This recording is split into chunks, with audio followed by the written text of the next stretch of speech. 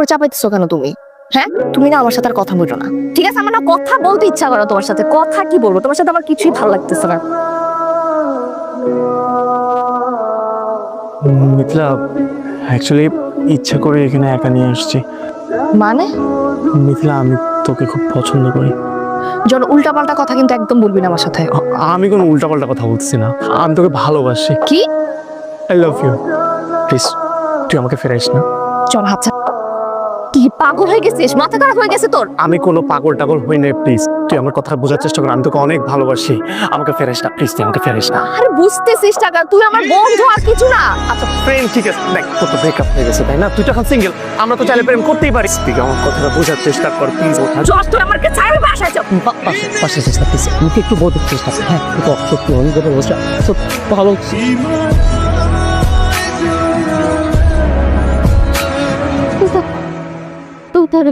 তুমি জন আমাকে please please আমাকে এসে একটু বাঁচাবা, বাঁচাও আমার প্লিজ, এখান থেকে নিয়ে যাও। মিথিলা, মিথিলা,